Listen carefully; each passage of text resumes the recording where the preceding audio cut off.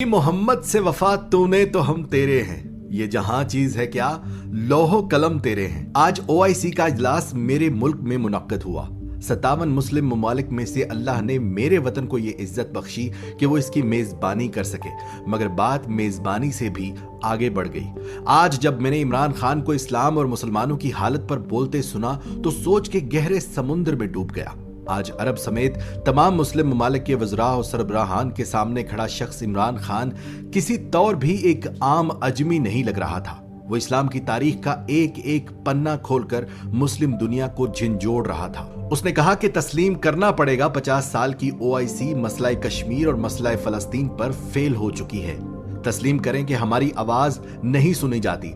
तस्लीम करना पड़ेगा कि हम मुत्तहिद नहीं हो सके। उसने एक आलमी लीडर के रूप में समझाते हुए वजह बताई कि आखिर क्यों इस्लाम को बदनाम किया गया और ये किस तरह किया गया। उसने याद दिलाया कि जब 80 की दिहाई में नबी पाक सल्लल्लाहु अलैहि वसल्लम की तौहीन पर मबनी किताब लिखी गई, तब हमारी खामोशी इसकी वजह बनी। जब मगरिब में इजहार राय की आड़ में इस्लाम का मजाक बनाया गया, तब भी हमारी खामोशी इसकी वजह बनी। जब मगरिब ने इस्लाम को दहशतगर्दी और अमन पसंद जैसे दो ग्रुपों में तकसीम कर दिया, तब भी हमारी खामोशी ही इसकी वजह बनी। हमें एक जुबान में बोलना चाहिए था कि इस्लाम सिर्फ एक है, और वो है वो इस्लाम जो नबी पाक सल्लल्लाहु अलैहि वसल्लम का इस्लाम है, और वो अमन का दीन है। फिर उसने याद दिलाया कि फलस्तीन पर काबिज कुव्वतों के खिलाफ हमारे रिवायती एहतजाज ने मसला फलस्तीन को हल नहीं होने दिया। उसी रिवायती एहतजाज ने कश्मीर का मसला भी हल नहीं होने दिया। अक़वाम मुत्तहिदा में पाकिस्तान की इस्लामोफोबिया के खिलाफ करारदाद मंजूर होने पर मुबारकबाद पेश करते हुए इमरान खान ने कहा कि मगरिब के साथ सिफारती ताल्लुकात अपनी जगह, मगर जहां हमारे मुसलमानों के हकूक की बात हो वहां डरो मत, वहां मुत्तहिद हो जाओ, सब डट जाओ, वरना कुछ नहीं हो सकेगा। उसने याद दिलाया कि 40 साल तक जंगी हालात का सामना करने वाले अफगानिस्तान को हम सब का फर्ज है कि मिलकर मुस्तहकम करें, क्योंकि जब तक वहां भूख अफलास रहेगी दहशतगर्दी खत्म नहीं हो सकती। फिर उसने मौजूदा इंसाफ की शक्ल को नंगा करके दिखाया। उसने कहा कि हमारी नाकामी की दूसरी वजह यह है कि हम सब मुल्क अपने निसाफ के निजाम को गंदा कर चुके हैं। हम ताकतवर को सजा नहीं देते और कमजोर को मुआफ नहीं करते। यह भी याद दिलाया कि इंसाफ का इस्लामी निजाम तो वो था कि जहां वक्त के खलीफा भी किसी एक यहूदी के खिलाफ मुकदमा हार गए, क्योंकि इंसाफ सबके लिए बराबर था।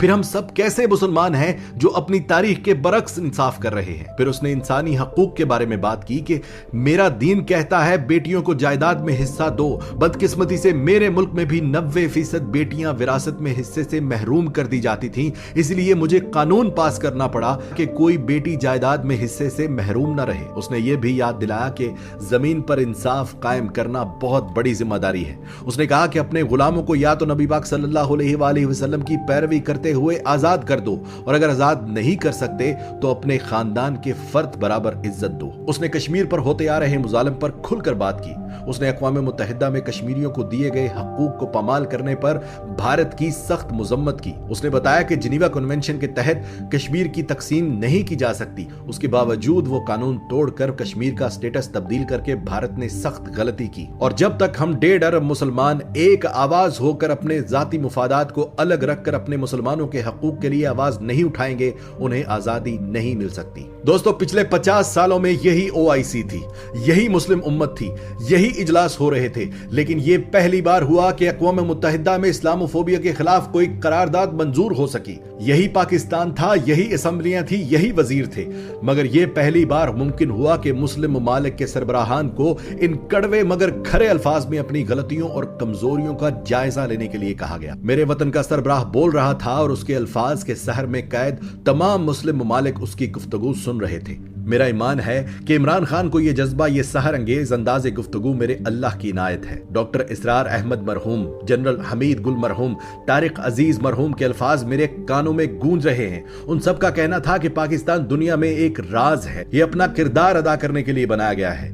हमीद गुल फरमाते थे कि जिस दिन इस मुल्क को एक ऐसा सरबराह मिल गया जो मगरबी ताकतों की आंखों में आंखें डालकर बात करेगा, उस दिन से पाकिस्तान अपने असल मकसद की तरफ चल पड़ेगा। मुझे यह सब देखकर जहां खुशी हो रही है कि वो वक्त आ गया कि हम पाकिस्तानी मुसलमान दुनिया के मुसलमानों को इकट्ठा करने वाले हैं, वहां कुछ तकलीफ भी होती है कि मेरे मुल्क का वो गरीब जिसे तालीम से दूर रखा गया, जिसे सिर्फ 2 वक्त की रोटी ही जिंदगी का मकसद लगता है, वो ऐसे वक्त में गैर दानिस्ता उस शख्स इमरान खान की मुखालफत करके उसी मगरिब की ताकत बन रहे हैं जो मेरे वतन को 75 सालों से कमजोर करते आए हैं। क्योंकि वो मगरिब भी पेशेन गोइयां पड़ चुका है कि पाकिस्तान किन राजों में से राज है। वो हमें हमेशा इसीलिए तोड़ता आया है कि हम मुत्तहिद ना हो सके, क्योंकि वो जानता है कि जिस दिन हम मुत्तहिद हो गए उस दिन सब मुसलमान इकट्ठा हो जाएंगे। दुआ है कि अल्लाह पाक हम सबको अपने मुल्क का असल मकाम और मकसद समझने की तौफीक दे। हम मुत्तहिद हो जाएं, हम एक परचम तले जमा हो जाएं, सब सिर्फ और सिर्फ पाकिस्तानी बन जाए।